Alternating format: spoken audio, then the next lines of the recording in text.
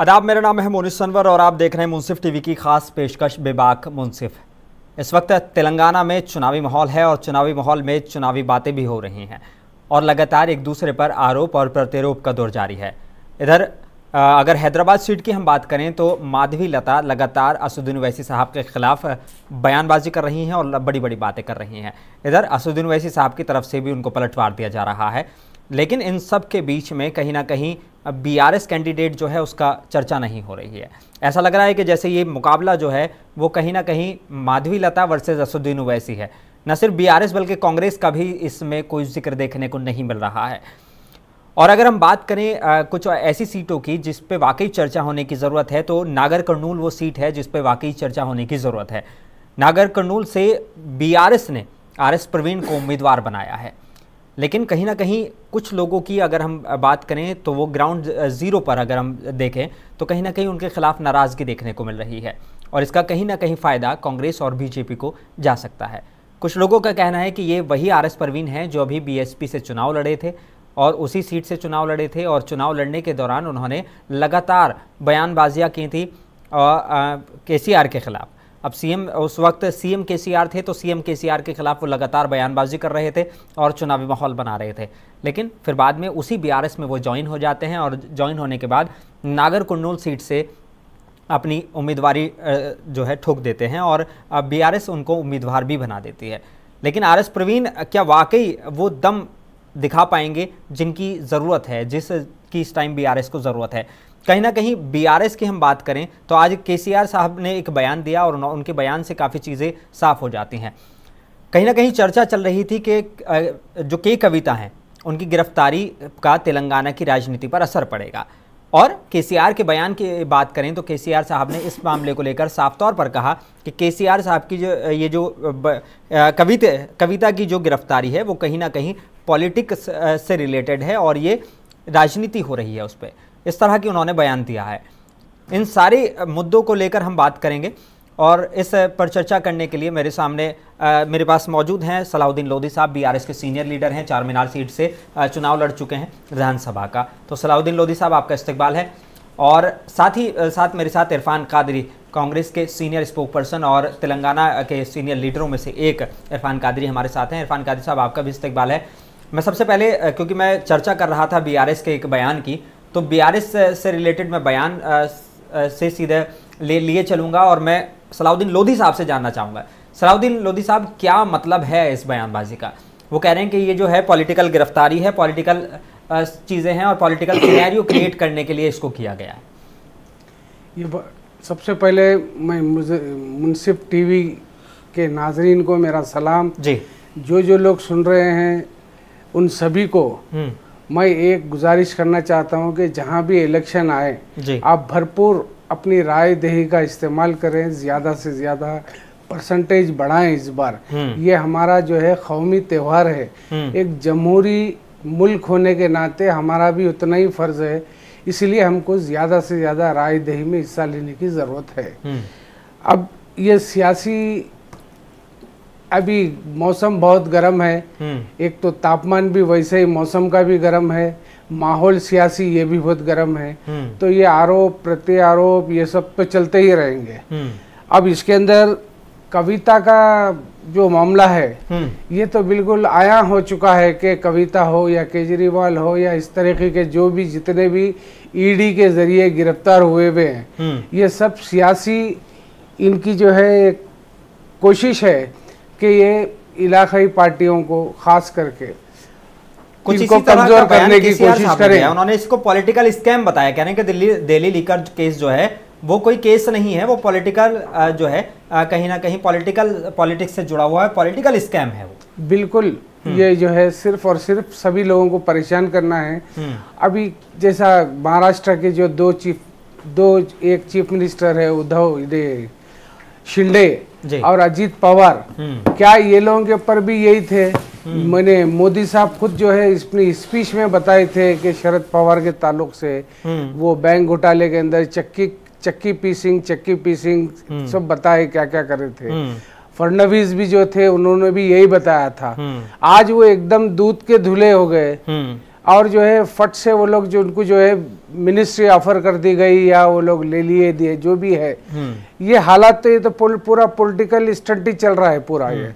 और ये सारी हिंदुस्तान की आवाम को ये बात अब समझ में आ चुकी है।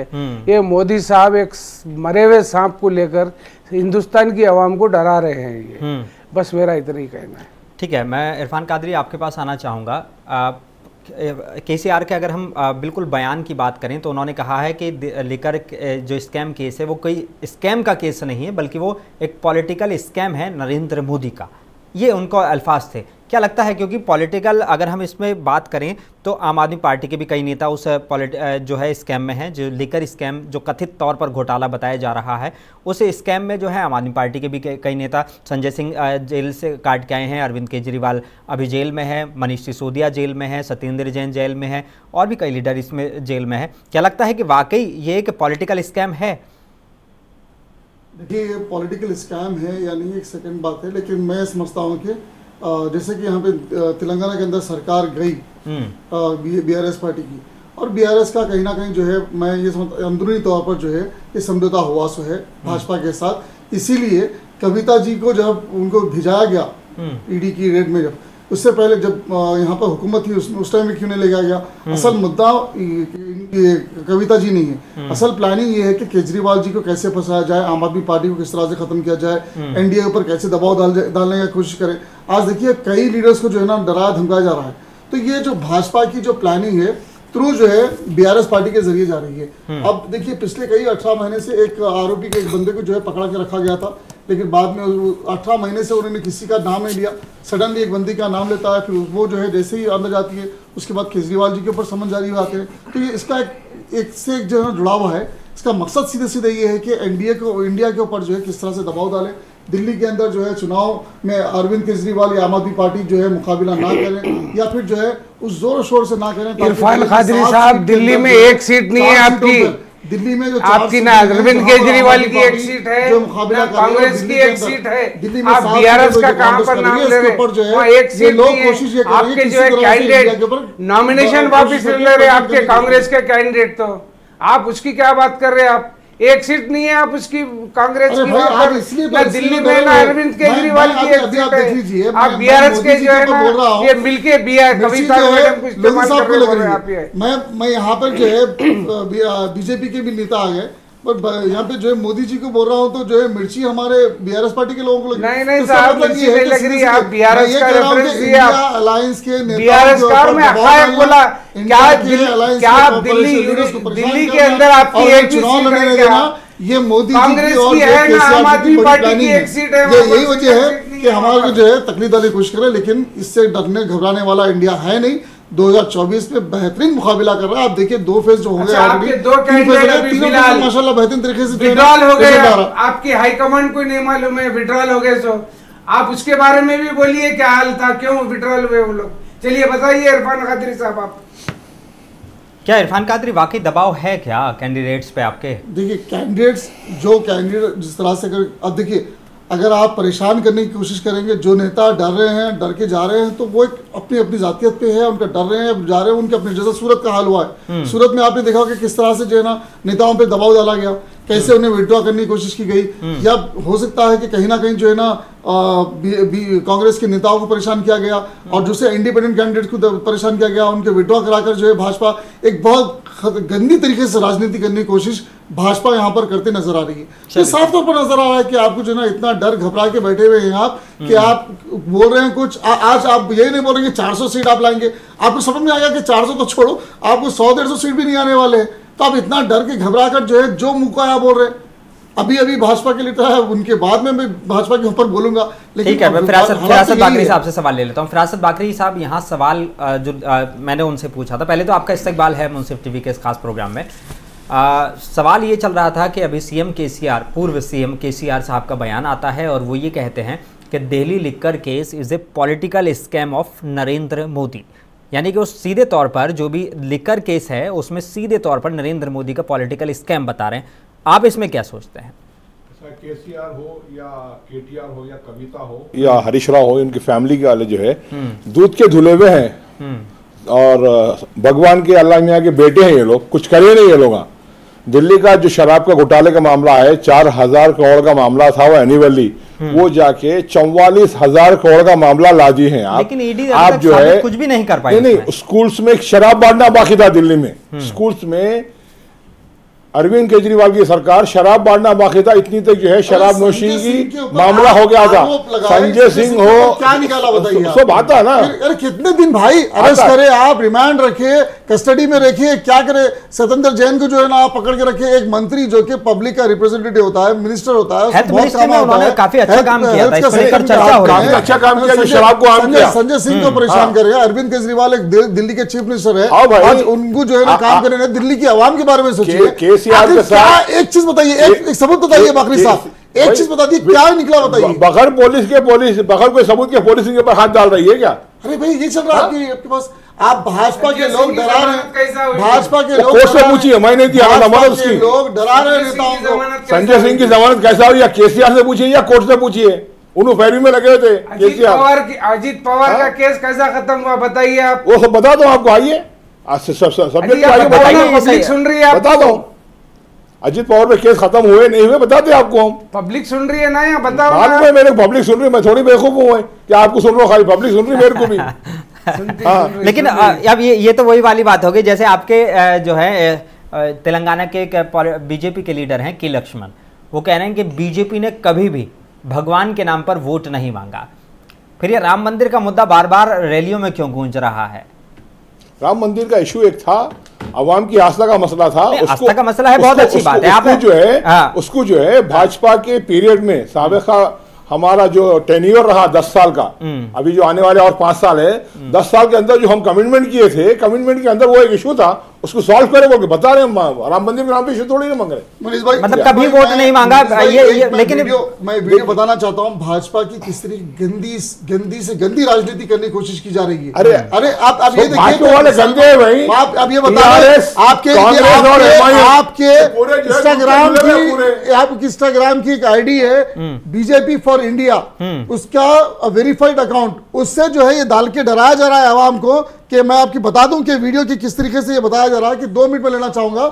ये देखिए कि ये बता रहे भारतीय एकजुट होकर नरेंद्र मोदी को सपोर्ट करना ही हो। इतनी घिनौनी भाई बात सीधी, अगर कांग्रेस पार्टी पावर में आ गई तो वो नॉन मुस्लिम्स से सारा पैसा, सारा वेल्थ छीन कर, ये तो इरफान कादरी साहब ये आप बता रहे हैं पुराना है, तो आप माफी कब मांगेंगे?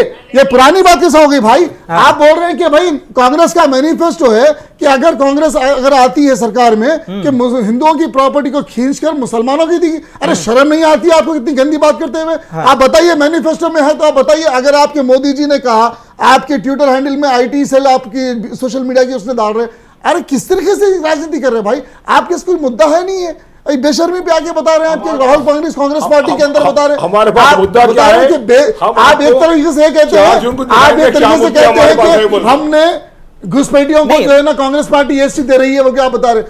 आप बोल रहे हैं कि हमने हज कराने के लिए मुसलमानों को भेज दिया। अब मुसलमानों को आप घुसपैठिया कहते हो। आप कहते हो कि मुसलमानों को कांग्रेस पार्टी सारा मैनिफेस्टो आप बना के उसमें मैनिफेस्टो में लिख रही है कि सारी प्रॉपर्टी, हिंदुओं की प्रॉपर्टी हम दे देंगे मुसलमानों को बोलकर, और फिर दूसरी टाइम पे आप कहते हैं मोदी जी कि हमने तो हज करने के लिए मुसलमानों को भेज दिया। आप 2 तरीके से बात करें, दोहरा रुख आप देखिए। और दूसरी बात आपके प्राइम मिनिस्टर, आपके मोदी जी का भांडा फूट गया। आपके मोदी जी को शर्म आनी चाहिए। अब इलेक्शन में तो मुंह छुपा के भागना चाहिए था कि आज प्रज्वल रेवन्ना के ऊपर आप देखिए कि आप कहते हैं कि 26 तारीख को प्रज्वल रेवन्ना के हाथ मजबूत करके जो है से वोट डालें, मोदी जी मजबूत होंगे। आप ये नहीं देखते कि 2776 वीडियोस जो है ना उसने सेक्स वीडियोस बनाई औरतों के लिए, और जेडीएस के सारे औरतों के जो है ना उसने रेप करके वीडियो बनाए। क्या आपको इसकी नॉलेज नहीं थी? आप ऐसे कैंडिडेट को जो है आप सपोर्ट कर रहे हैं। एक तरीके से कहते हैं कि बेटी बढ़ाओ बेटी पढ़ाओ, फिर दूसरी तरफ कहते हैं कि भाई इस शरीर में, अरे आपके मोदी जी ने कहा साहब बेटी बचाओ बेटी पटाओ, ये आपकी लैंग्वेज थी, आपके मोदी जी की बात थी। महिलाओं की बात ऐसा कैमरे के सामने आप करते हैं कि महिला अगर पैर पड़ने आती है तो उसके सामने करते हैं। आज इतना घिनौनी हरकत करने वाला शख्स, उसके ऊपर आपकी चुप्पी है। आपके मोदी जी खामोश है, अमित शाह जी खामोश है। कहां गया फिर महिला सुरक्षा की बात करने वाले लोग? कहां गए? क्या कार्रवाई कर रहे हैं? अरे कांग्रेस पार्टी ने इमीडिएटली कांग्रेस पार्टी ने कार्रवाई करते ही आपने, आपके चौकीदार ने आपके चौकीदार ने उसे एयरपोर्ट से फरार कर दिया। आज वो जर्मन बैठा हुआ है। अगर हिम्मत होती तो उसको लाइए। ये कांग्रेस पार्टी आपको दावा कर रही है, कांग्रेस पार्टी सरकार में आएगी इंशाल्लाह। और अब आपको मालूम है कर्नाटक के अंदर तो गवर्नमेंट है, हमने काम कर चुका है कि उसको जो है ना पकड़ के वहां से वापस लाने की कोशिश कर रहे हैं। जैसे ही आएगी उसकी भी खोलेंगे, उसका भी पता करेंगे। HD रेवन्ना को तो गिरफ्तार किया गया। कर्नाटक में किसकी सरकार है? अभी आप बोले किसकी सरकार है? अरे मैं वो तो बता, कांग्रेस की सरकार जाने दिया। कांग्रेस ने उसके ऊपर काम किया। कांग्रेस ने, अरे आप एयरपोर्ट आपके है भाई, एयरपोर्ट हमारे, एयरपोर्ट के अंदर एयरपोर्ट किसके अंडर में आता बताइए? अंदर कैसा रहता बंदा बताइए? जर्मन भागने का बंदा आपके अंडर में, एयरपोर्ट गवर्नमेंट के अंडर में। अरे कहां बेवकूफ बना रहे भाई? आपके मोदी जी कल्पना नहीं करते इसके बारे में? शर्म आना चाहिए भाई। यहाँ बैठ के अगर आप भाजपा के लोग अगर यहाँ पर आकर ये कह रहे हैं कि भाई, अगर आप ये कह रहे हैं कि एक उनको आप लोगों को सिर्फ इलेक्शन नहीं होता, शर्म आएगी। लेकिन फिरासत बागरी साहब, बड़ा सवाल तो है ना कि एक शख्स जिसकी कहां से अप्लाई किया, जर्मन को कहां से गया? ठीक है, वो भागने वाले मसले पे बात नहीं कर रहा हूं, बात कर रहा हूं कि HD रेवन्ना की गिरफ्तारी हो गई, SIT ने उनको गिरफ्तार कर लिया, बहुत अच्छी बात है। लेकिन एक शख्स जिसकी पहले से जानकारी थी, बाकायदा खुद बीजेपी के नेताओं ने आला कमान को इसके लिए अवगत कराया था, न सिर्फ बीजेपी के बल्कि JDS के नेताओं ने भी आला कमान को अवगत कराया था कि इसको टिकट मत दीजिए, इसके खिलाफ ऐसे ऐसे मामले हैं, इसकी पेन ड्राइव है, कांग्रेस के पास है वो पेन ड्राइव। बाकायदा ये इस तरह की बात आई थी कि कहीं ना कहीं ये मामला तूल पकड़ लेगा, लेकिन उसके बावजूद जो है बीजेपी उनको टिकट दिलवाती है, और न सिर्फ टिकट दिलवाती है बल्कि PM मोदी खुद उसके लिए रैली करने के लिए जाते हैं। देखिए, 19 के अंदर जब बात हुई थी टिकट देने की, तो उसके लिए देने के बात करने के बाद पीछे नहीं हटते। वो किस्सा, अरे एक रेपिस्ट को पीछे हटते, अरे किसने मोदी सपोर्ट कर रहे थे? आप जूते मार के उस कैंडिडेट को हटाइए। जो बंदे की रिपोर्ट अभी आप देखिए, वो पब्लिक का काम है। मुनीस भाई मीडिया से ताल्लुक थे, उनको सब ज्यादा से ज्यादा हमारे से ज्यादा मालूम है। उन्हीं की बात को मैं बात करते हुए कह रहा हूं कि जब भाजपा के लोगों ने खुद कहा कि ये बंदा, इसके ऊपर ये आरोप है, इसकी जो है इसकी सारी CD या फिर पेनड्राइव जो है कांग्रेस के पास है, सारी रिपोर्ट आपकी सेंट्रल लीडरशिप को मालूम थी। उसके बाद टिकट देने के बाद आप ये बोल रहे हैं कि भाई आगे बढ़ने के बाद हम पीछे नहीं हट सकते। फिर अगर रेपिस्ट को आप पार्लियामेंट के अंदर बिठाएंगे तो फिर महिला सुरक्षा की बात कैसे करेंगे? इलेक्शन फॉर्म पे लिखा था उन्हें रेपिस्ट है बोल के। अरे आपको ऑलरेडी पहले मिला ना भाई, पहले आपको मालूम हो ना, तो आपको पहले मालूम हो ना। अच्छा ठीक है, उसके बाद तो आपके मोदी जी कम से कम एक मरतबा तो मीडिया में आके बोलते हैं। आप इसको जो चारों कैमरे आप मीडिया जी लेके घूमते हैं, चारों कैमरे मोदी जी लेके फिरते हैं, तो एक मरतबा आके बोलते हैं कि भाई मैं माफी चाहता हूँ, कि मैं देश की महिलाओं से माफी चाहता हूँ कि मैंने ऐसे शख्स को जाने अनजाने में सपोर्ट कर लिया। तो आप बताइए, क्या ये नहीं बोलना चाहिए था मोदी जी को? लेकिन अब सवाल तो इरफान कादरी आपसे भी बनता है, फेक वीडियो केस में अब जो है आपके लगातार नेताओं के पास है समन पहुंच रहे हैं, नोटिस पहुंच रहे हैं, और नोटिस का जवाब आपसे सही से नहीं दिया जा रहा है। इस मामले में गिरफ्तारियां भी हो सकती हैं, और अब CM रेवंत रेड्डी कह रहे हैं कि भाई ये जो मामला है दिल्ली पुलिस का इस्तेमाल कर रही है चुनावी उसके लिए। अब इसको किस तरीके से देखते हैं? लाजिम है, इसलिए मैं ये तो यही बोल रहा हूँ कि अमित शाह जी के जैसे ही, अगर अमित शाह जी के ऊपर अभी हम ये देख लीजिए, अमित शाह जी की अगर वीडियो क्लिप अगर आ रही है, अगर वो फेक है या रियल है, उस पर तो जो है जांच हो रही है, जांच करेंगे, उसको बताएंगे। लेकिन अमित शाह जी के ऊपर अगर वीडियो आती है तो जो है ना, दिल्ली पुलिस और दिल्ली के ये जो SIT हो चाहे ED हो, वो इमीडिएटली काम करती है, भाजपा के लोगों पर आती है। अगर वो साधारण महिलाओं की इज्जत की पर बात आती है तो भाजपा खामोश हो जाती है, SIT खामोश हो जाती है, फिर इनकी ED खामोश हो जाती है। यही तो फर्क है आम लोगों में और इनके लोगों की तनाशाही में। आप ये देखिए कि आप ये देखिए कि जिस तरह से महिलाओं के ऊपर अत्याचार हो रहा है इस देश में, ना पहले कभी हुआ ना कभी आगे इंशाल्लाह कांग्रेस की गवर्नमेंट आएगी तो नहीं होगा। आप देखिए जब 2012 में जब गैंगरेप हुआ था तो आप मनमोहन सिंह जी की आंखों को देखिए, आज अगर वो लोकसभा की स्पीच देखिए, उन्होंने शर्म आके नीचे मुंडी करते हुए कहा कि मेरे देश की एक लड़की के ऊपर इतने बलात्कार हुआ है, उसके ऊपर कानून बनना चाहिए। तो 2012 में उन्होंने कानून बनाया था। आज आप मणिपुर के अंदर देखिए कैसे औरतों को जो है ना उनके कपड़े उतार कर जो है गली गली फिराए जा रहे हैं। मोदी जी खामोश है, उनकी कोई टीम जाके नहीं आती। क्या मणिपुर हमारे देश का हिस्सा नहीं है? क्या उनका कोई एक नेता जा नहीं सकता वहां पर? नहीं जाते हैं। और आज हसन कॉन्स्टिट्यूंसी का एक लोकसभा का कैंडिडेट इस तरीके से हरकत करता है, फिर भी लोग खामोश है, अभी भी डिफेंस करने की बात कर रहे हैं। कम से कम ये तो बोलना चाहिए कि हाँ, जाने अनजाने में जो गलती हुई, भाजपा से गलती हो गई है, चीज पे हम माफी मांगते हैं। कम से कम ये बोलना तो चाहिए कि इस चीज के ऊपर हमें लायल थे। लेकिन आप ये नहीं कर रहे हैं कि आप ये कह रहे हैं कि भाई हम जो है जब आगे बढ़ गए तो हम बढ़ गए, तो कल के लोकसभा के अंदर अगर रेपिस्ट रहेंगे तो फिर जो है ना रेप के कानून के ऊपर बात कौन करेगा, महिलाओं की सुरक्षा के ऊपर कौन बात करेगा? तो ये सवाल आप ये देखिए, चुनाव आएंगे और चुनाव जाएंगे, सुरक्षा के बारे में क्या ख्याल है आपका? सुरक्षा इंपॉर्टेंट है। अरे शशि थरूर के बारे में क्या ख्याल है आपका? देखिए कानून देखिए, बातचीत हुई, इंक्वायरी हुई, चल रही थी, आपकी सरकार के टाइम पे इंक्वायरी हुई। आपके सवाल है, आपकी सरकार में इंक्वायरी थी ना। सलाउद्दीन लोधी साहब, दो सरकारें, इधर तेलंगाना में कांग्रेस की और उधर केंद्र में बीजेपी की सरकार, लेकिन रोहित वेमुला को तो इंसाफ नहीं मिला। और अब तो हद तो यहाँ तक हो गई कि रोहित वेमुला को दलित मानने से ही इनकार कर दिया गया। ये हमारे मुल्क की ये बदकिस्मती है, ये अवाम की, के वेमुला का जो केस था उसको भाजपा की तरफ से वो केस को बंद कर दिया गया था, जबकि उसको पूरा ओपन होके खाती कौन थे वो सामने आना चाहिए था। तो इसलिए अब पब्लिक का इंटरेस्ट ये हुकूमतों पे से, ये लीडरों पे से खत्म हो गया है। इसलिए पोलिंग परसेंटेज कम होते जा रहा है। जहां पर पोलिंग परसेंटेज जहां था, अब वो करीब 7-8 पोलिंग परसेंट भी कम हो गया है। तो इसके लिए यही वजह से जो ये हालात ऐसे है। तो ये जो है कांग्रेस भी आने के बाद में क्या वो लोग जो है ना लॉ एंड ऑर्डर में या कोई सुधार करे, 5 महीने के अंदर रिपोर्ट, 7 साल की रिपोर्ट, बुलंद 7 साल के दावे जो है 2016 में इरफान खादरी साहब अभी तो बोले ही नहीं, मैं लेकिन 7 साल के अंदर जो रिपोर्ट है, इसीलिए तो कम बोल रहा हूँ आपको, अभी 4-5 महीने हुए बोल के। अरे भाई 5 महीने 15 तारीख आप सुनिए के अंदर रिपोर्ट डाली। आपके पास कल यूनिवर्सिटी के पूरे लोग गए थे, क्या हुआ, क्या जवाब दिए? आज भी हम करेंगे रोहित वेमुला जी दलित हैं और इस चीज के ऊपर ये आप सर्टिफिकेट जो है फेक है। उनकी माँ को ये, लेकिन इरफान कादरी उनकी माँ को ये कहने पे मजबूर होना पड़ गया कि भाई जब मैं दलित हूं तो मेरा बेटा कैसे दलित नहीं है, किस आधार पर ये रिपोर्ट बना दी गई?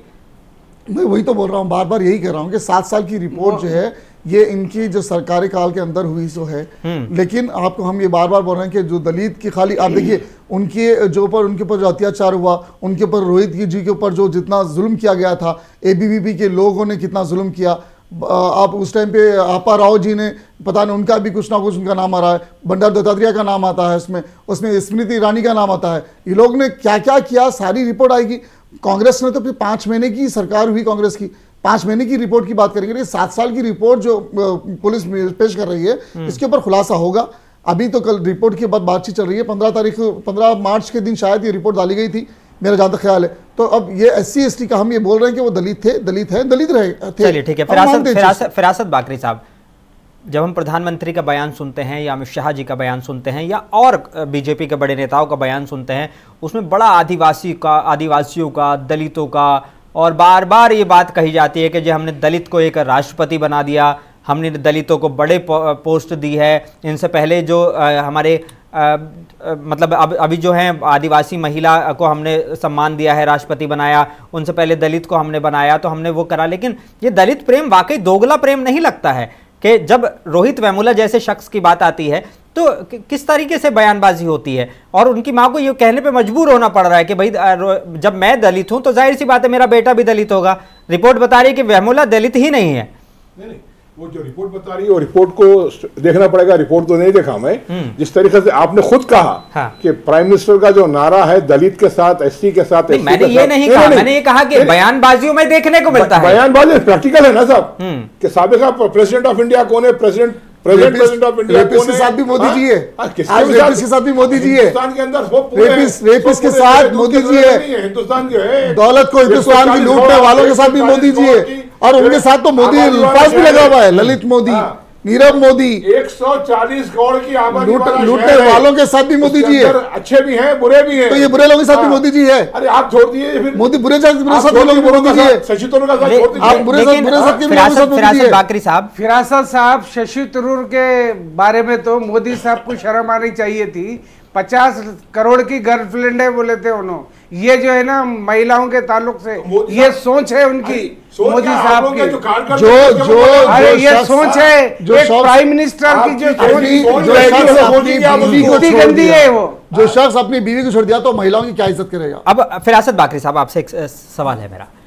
कल CM खम्मम में थे, खम्मम में उनके कॉन्वॉय को चेक किया गया इलेक्शन कमीशन की तरफ से, यहाँ तक कोई एतराज़ की बात नहीं है। उससे पहले राहुल गांधी के हेलीकॉप्टर को चेक किया गया इलेक्शन कमीशन की तरफ से।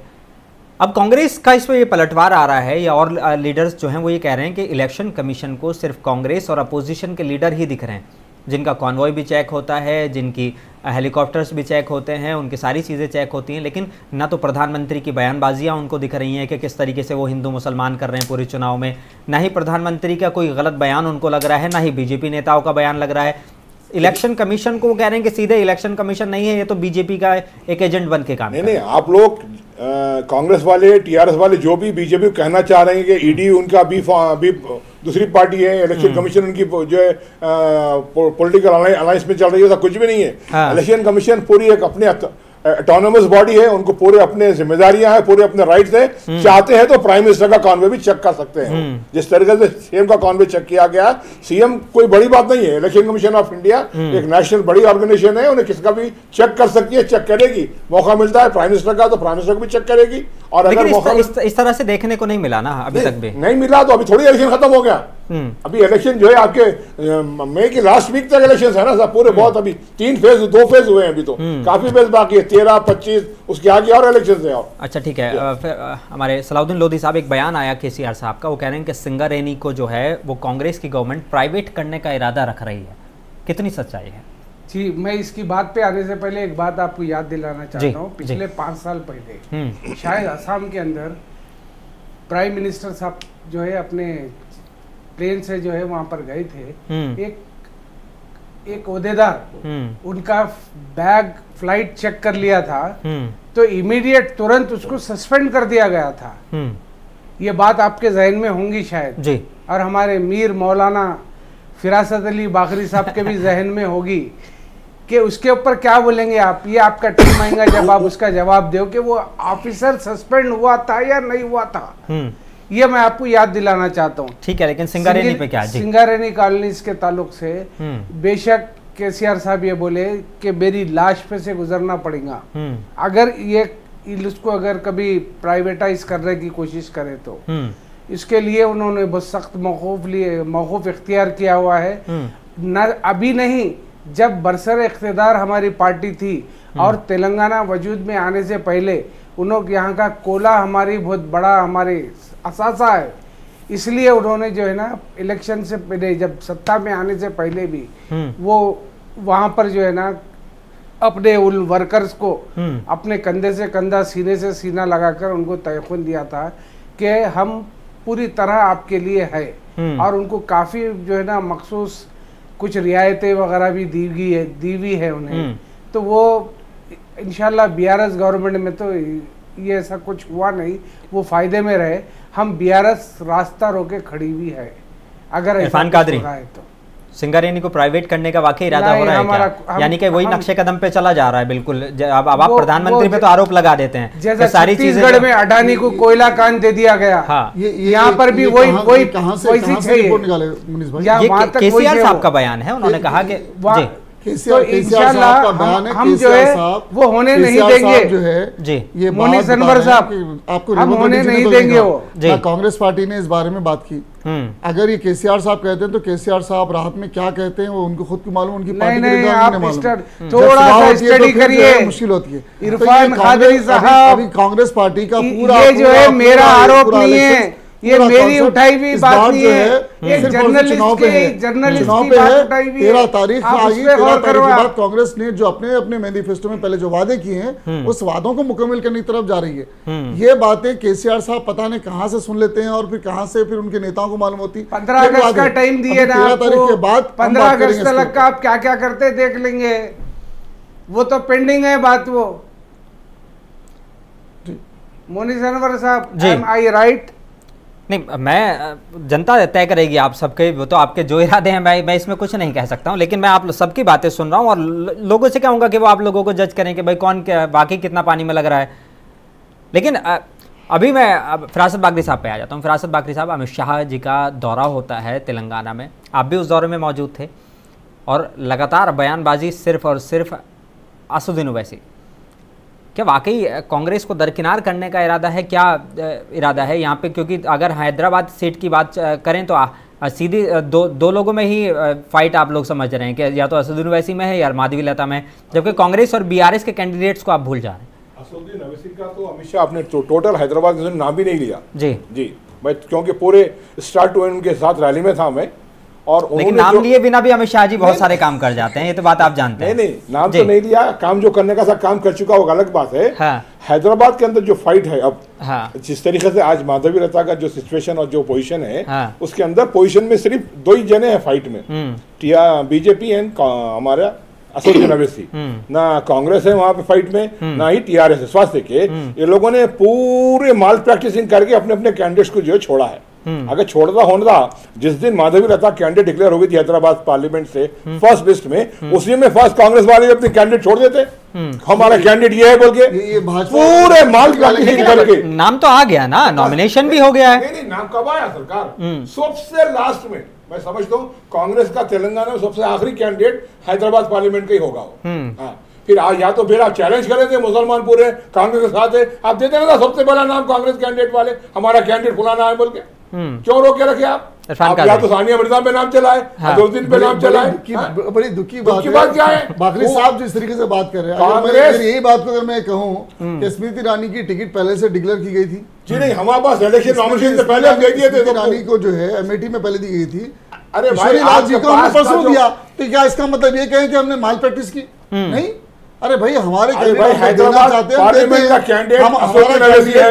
हैदराबाद की कह सकते हैं कि भाई हमारा कैंडिडेट कमजोर है, टीआरएस वाले आप कैसे कह सकते हैं भाई? आप क्या भाजपा की तरफ से निकलेगा क्या हमारा कैंडिडेट? क्या आपके बीआरएस पार्टी की तरफ से निकलेगा? अरे भाई हमारी लिस्ट हमने, अरे भाई हम राहुल गांधी जी का बरेली के अंदर टिकट हमने डेट जारी किया, तो उसमें भी आपकी आपत्ति रहेगी। आपकी एमएलडी के अंदर किशोरी लाल जी का हमने आखिरी में नाम लाया, तो इसमें भी आपको दिक्कत है। अरे हैदराबाद के अंदर हमने लेट नाम लाया, तो उसमें भी आपको दिक्कत है। वो हैदराबाद के डीसीसी जो है, आप नाम दे देना था, उसका क्या नाम? क्यों रोक के रखे भाई? एक कैंडिडेट नहीं आता, आती जो है 3-4 लोगों के नाम, वो अपनी पर्सनली क्या बोलना चाह रहे हैं, पार्टी का नाम से अवैसी के साथ मैं आपको क्या बोल रहा हूँ, फिरोज खान भाई, अगर आप अगर कुछ कह रहे हैं तो अपनी व्यक्तिगत तौर पे कह रहे होंगे, पार्टी का उसमें कोई बोले, पार्टी का कोई स्पोक पर्सन कहा क्या कांग्रेस? अरे हम कह रहे हैं भाई, हम बार-बार बोले, हम बोले अरे भाई मैं ऑफिस आपका बोलने से फिरोज खान ओपनली मीडिया में बोला है कि मेरे को आला कमान के डायरेक्शन है, फिरोज खान को जो है असदुद्दीन ओवैसी को हैदराबाद से जिताना है, उनका काम करना है बोल के।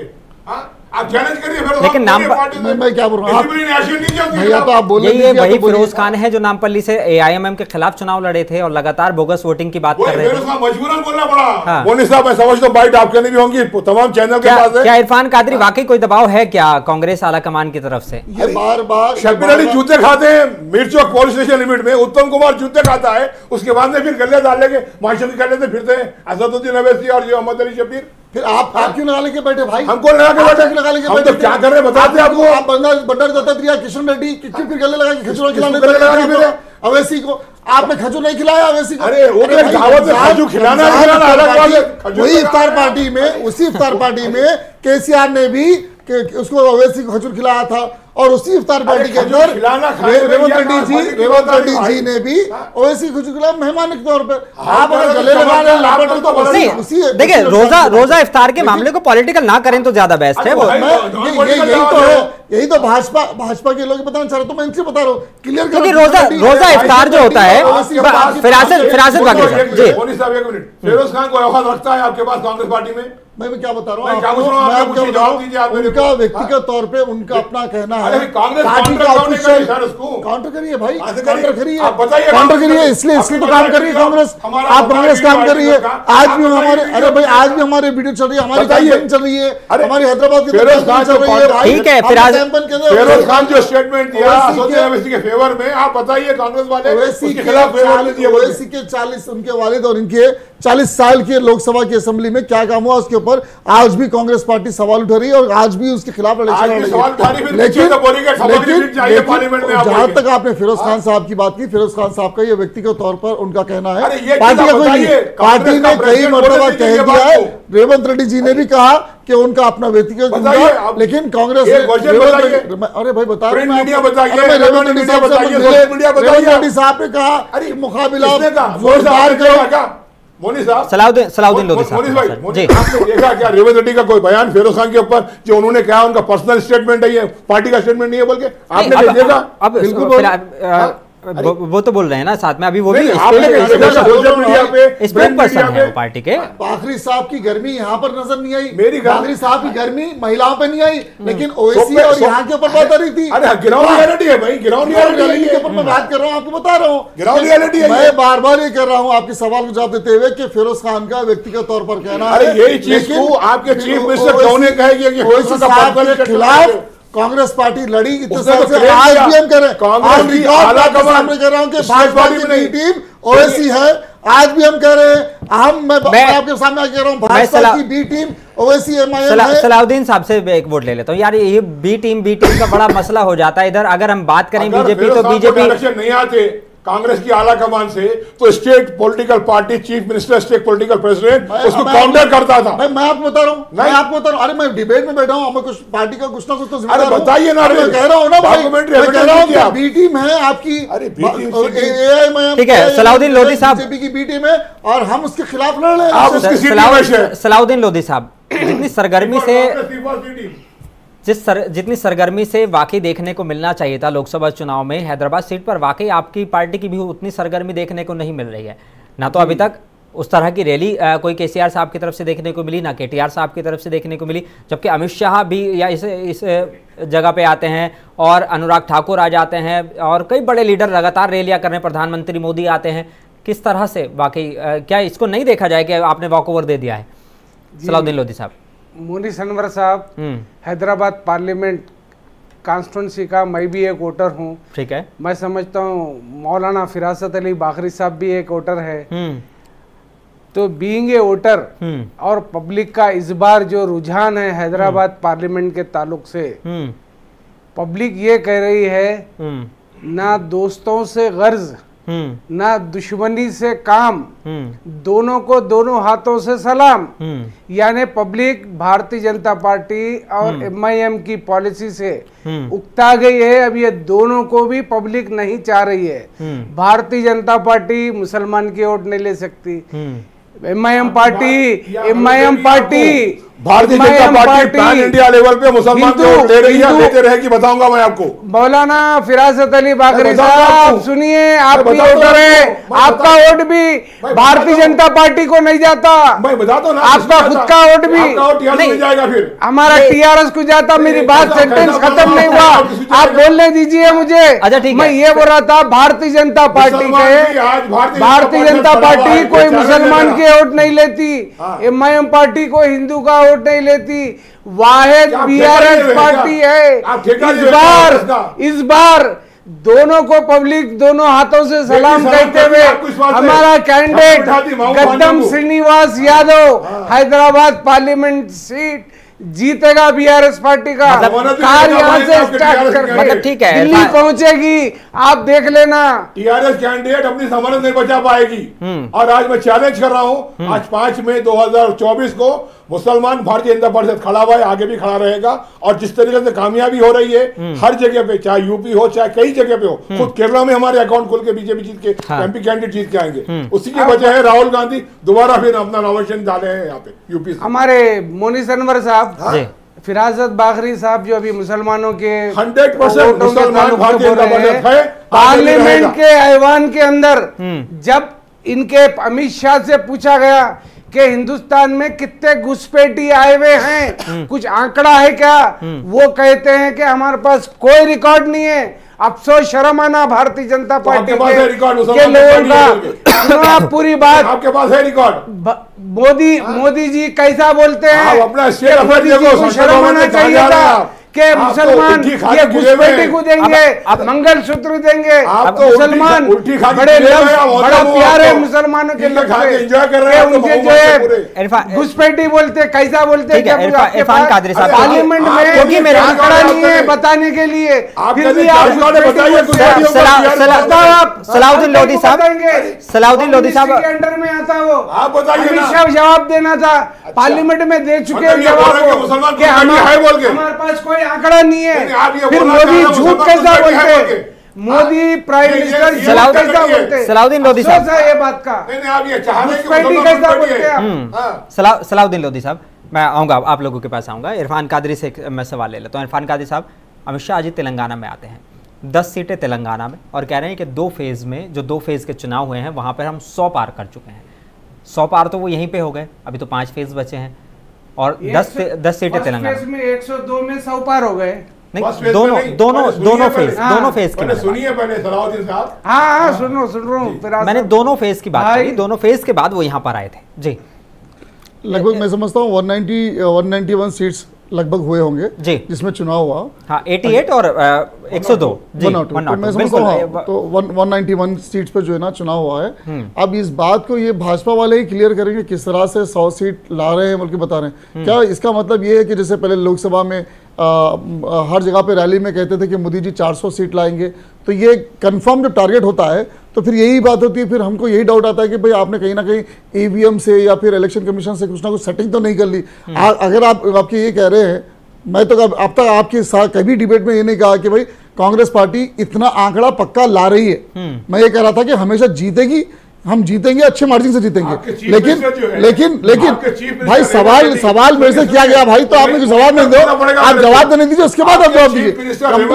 यही तो भाजपा के लोगों का मसला है कि आप आधी बात बोलते हैं तो इसके बाद तारीख को जो है गवर्नमेंट बनाने वाले हैं, जबकि आपके पास एडजस्टमेंट था, मशीनों का एडजस्टमेंट था, आप करने कुछ। वही तो बता रहा हूँ, बोलिए, बता रहा हूँ। पहले आप पानी पी लीजिए भाई, ठंडा पानी पीजिए, आप उसके बाद सुनिए, ठीक है। तो मैं ये कह रहा हूँ कि जो 100 सीट का जब हम आंकड़ा बता रहे हैं तो फिर यही डाउट हमें आता है, और सारी मीडिया का भी सवाल भाजपा के लोगों से सवाल करना चाहिए कि आप 100 सीट का टारगेट कैसे बता रहे हैं। तो ये सोचने वाली बात है। जबकि हम ये कह रहे हैं कि जब फर्स्ट फेज के अंदर, सेकंड फेज के अंदर, आप खुद मानते हैं, भाजपा के कई लोग मानेंगे सेकंड फेज के अंदर जो है जिस तरह से वोटिंग होने चाहिए तो उस टाइम पे वोटिंग नहीं हुई। तो ये हमारा ये अनुमान है कि इंडिया अलायंस नॉर्थ इंडिया में बहुत अच्छा काम कर रहा है, ये हमारा मानना है, ये हमारा मानना है। तो जब हमने कभी टारगेट नहीं किया, लेकिन अगर अमित शाह जी कह रहे हैं कि हम 100 सीट ला चुके हैं, इसके अंदर ला रहे हैं, तो इसका मतलब ये जो है ईवीएम पे हमको फिर शक आता है, इनकी कारकर्दगी के ऊपर शक आता है, इनका कुछ काम नहीं हुआ, इनका मैनिफेस्टो, मैं समझता हूँ बाकी साहब का खुद का मैनिफेस्टो बाकी साहब को याद नहीं होगा। जीवन रेड्डी जो है एमआईएम की ताकीद कर देते हैं, तायद कर देते हैं निजामाबाद में। जीवन रेड्डी एमआईएम की तायद कर देते हैं निजामाबाद में अपने बयान में। मैं सुना ही नहीं, अरे भाई मैं सुना ही नहीं, मगर मुझे लेकिन ये गारंटी है ना रेवंत रेड्डी जी ने कभी कहा ऑफिशियल तौर पर, ना ही जो है पार्टी के किसी स्पोक पर्सन ने कहा ऑफिशियल तौर पर, ना ही जो है ना राहुल गांधी जी ने कहा, ना हाईकमांड ने कहा कि हमारी अलायंस एमआईएम के साथ हुई है। हम ओपनली कह रहे हैं कि डिस्ट्रिक्ट कम करने की तो बात चल रही है ना, ये तो सुना होगा आपने। जी डिस्ट्रिक्ट को कम करने की बात हो रही है, ये तो सुना होगा आपने। ये बात चल रही है क्योंकि जिस तरीके से अब डिस्ट्रिक्ट बनाया गया है और उसका ऑफिशियली कुछ भी है ही नहीं। अभी कहां तक है? सेंट्रल जो है डीलिमिशन का काम जो है 2029 में होना चाहिए, कि 20 साल के बाद होने का प्लान है। तो उस टाइम पे जो है जब सरकार हमारी सेंट्रल में भी हमारी रहेगी, तब हम प्लान करेंगे इंशाल्लाह कि किस तरह से हमको जो है ना काम करना चाहिए, दिक्कत नहीं होते हुए कैसे कैसे हम काम करना है, वो हमारा प्लान है। ठीक अलग जगह है जिस तरह से ये लोगों ने बनाया गया, जो डिस्ट्रिक्ट वाइज बना गया, उसका ऑफिशियल तौर पे तो कुछ भी सेंट्रल में भी डेटा नहीं है, शायद मैं समझता हूं बार-बार। ठीक है। असेंबली इलेक्शन से पहले जी राजदीप सर देसाई जो है रेवंत रेड्डी के साथ नाश्ता करता है, ब्रेकफास्ट करता है, वहां पे रेवंत रेड्डी साहब चैलेंज करते हैं फलाने डेट पे मैं चीफ मिनिस्टर बनूंगा, इतने सीट्स मेरे आएंगे तक। वहां पे आपके पास ईवीएम में कुछ मामला एडजस्टमेंट करा होता तेलंगाना स्टेट में।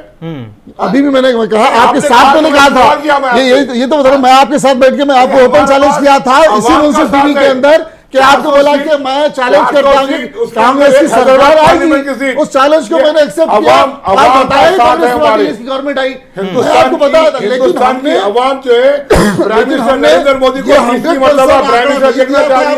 कि भाई इतने ही सीट आएंगे, तो इसका इतने ही सीट आना, अगर आप ये कहते हैं कि 400 सीट लाएंगे अगर आप ये कहते हैं 100 सीट ला लिए, मोदी वाइस प्राइम मिनिस्टर है जो सबसे लॉन्गेस्ट पॉलिटिशियन है जो पब्लिक की सेवा में रहा है हिंदुस्तान की तारीख में। प्राइम मिनिस्टर नरेंद्र मोदी की अवस्था सबसे लॉन्गेस्ट पॉलिटिशियन कोई भी नहीं है आज हिंदुस्तान की तारीख में। बता दीजिए आपके मोदी जी के 10 साल के 10 काम बता दीजिए। हिंदुस्तान की तारीख में बता रहा हूं मैं आप 10 काम बता दीजिए। मैं आज भी आपको चैलेंज कर रहा हूं, 10 काम बता दीजिए। अरे आप 10 साल के, अरे आप भाजपा के लोग हैं, आप बताओ 10 काम बता दो मेरे को। 10 काम बताइए मेरे को और 1-2 घंटे आपके। अरे 10 काम बताओ, जरूरत नहीं है, जरूरत नहीं है। 10 बता दीजिए, 8 बता दीजिए, 8 बताइए। अरे मैं बोल रहा हूं 8 बताइए क्या काम करें। Prime minister. अरे 8 बताओ भाई, क्या काम करे, क्या काम करे आपको सब मालूम है। अरे रेपिस्ट को सपोर्ट करने वाले आप ये बोल रहे हैं हमारे को 10 साल के अंदर क्या काम करे, आपको खुद को नहीं मालूम है।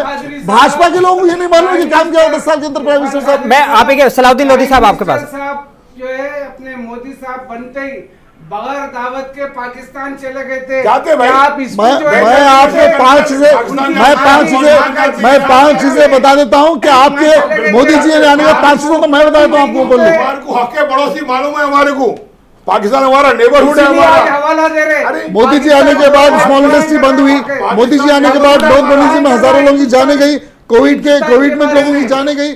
आज भी वैक्सीन के ऊपर सवाल निशान है कि जो आपने कोविड का दिया इसके वजह से क्या अरे के अंदर सेफ्टी करा आज पूरे परेशान है।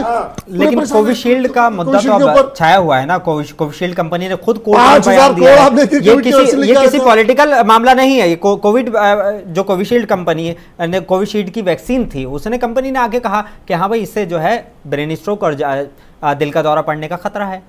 नहीं उसमें ब्रेन स्ट्रोक और दिल का दौरा पड़ने का सुनिए साहब मैं बोलने दीजिए। दिया था IMA इंडियन मेडिकल एसोसिएशन भी उसको अग्री नहीं करा था, बावजूद उसके ये लोग उसको अप्रूवल दिए। लेकिन चंदा तो फिरासत बागरी साहब आप ही ने लिया है ना उससे, और उसका ही इलेक्ट्रॉल बॉन्ड लिए, उसी के इलेक्ट्रॉल बॉन्ड भी लिए। आपके पास किस किस के इलेक्ट्रॉल बॉन्ड है सब मालूम है सबको।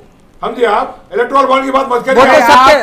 अजी आपका देखो, वो जो आप अपना देखो कोविशील्ड उसके अंदर इंजेक्शन लेने के बाद उसकी जो टाइम पीरियड था विद इन 3 months 6 months के अंदर किसी की अगर कैजुअलिटी डेथ होती है तो उसको आप एक्सेप्ट कर सकते थे। वो इंजेक्शन है काफी जमाना हुआ। हम जो चीजें बिलीव करते हैं इंसान पैदा हुआ है उसको मौत आनी यकीनी है, तो जिसकी जब मौत है वो जब भी मरेगा चाहे वो कोविड। लगातार हिंदुस्तान से हार्ट अटैक के केस आते हैं। कोविड-19 का वैक्सीनेशन लेने के बाद मरा, 3 साल के बाद तो आप कह रहे हो उसको कि मैं इंजेक्शन लेते मर गया। अरे ये मरने वाला 100 साल जिया, इसमें अगर कोई 100 साल उम्र पार किया हिंदुस्तान के अंदर तो ये बोलेंगे कि मोदी जी की सरकार नहीं 100 साल पार हो गए। अगर तो आप अरे भाई साहब की बात लिखी हुई हम उसको बिलीव करते हैं। आप इंजेक्शन दे देकर जो है मार रहे हैं।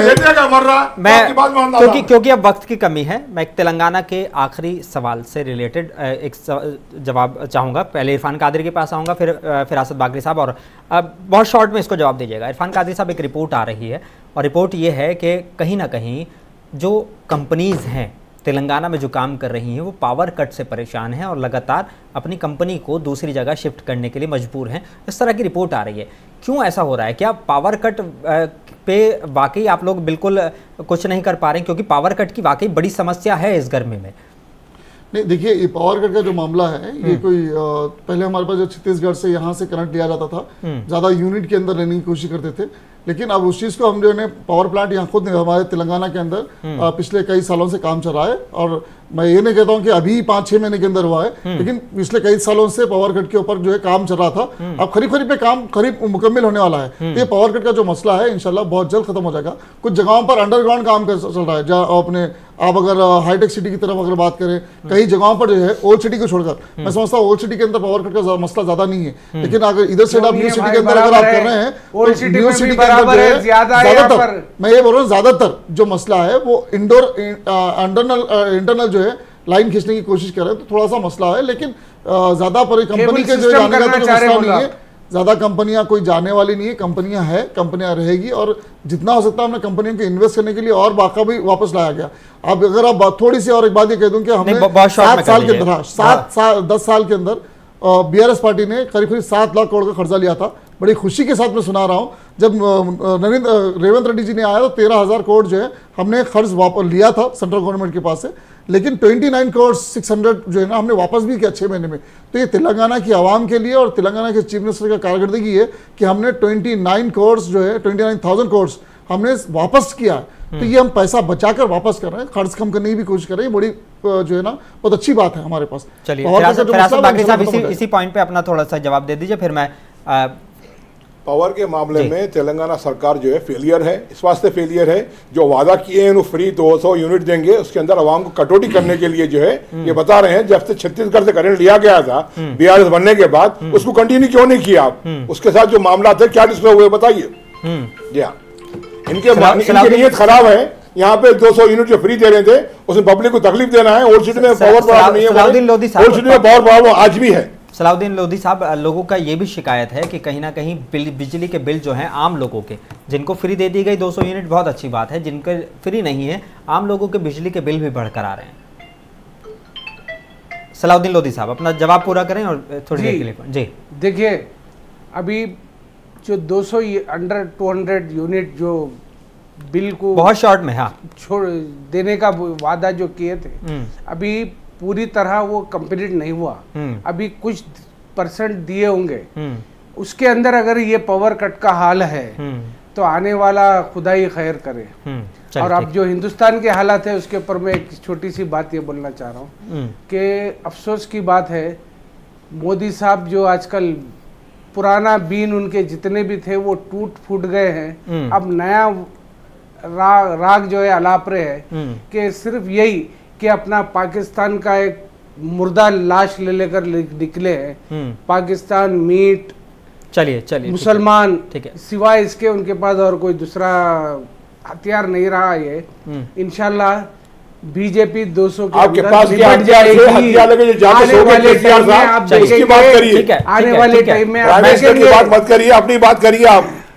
चलिए ठीक है, बहुत शुक्रिया फिरासत बाकरी साहब, सलाउद्दीन लोधी साहब और इरफान कादी साहब हमारे साथ जुड़ने के लिए, इस सारी चर्चा में शामिल होने के लिए। 2 फेज़ के बाद अमित शाह के बयान का पर गौर करें तो कहीं ना कहीं अमित शाह जी कह रहे हैं कि एनडीए गठबंधन जो है वो 100+ है, यानी कि अब तक 190 के करीब लगभग सीटों पर चुनाव हुए हैं और उसमें वो 100+ का आंकड़ा वो बता रहे हैं। इधर अगर हम बात करें इंडिया गठबंधन की तो वो भी अपने आप को 100+ में आंक रहे हैं।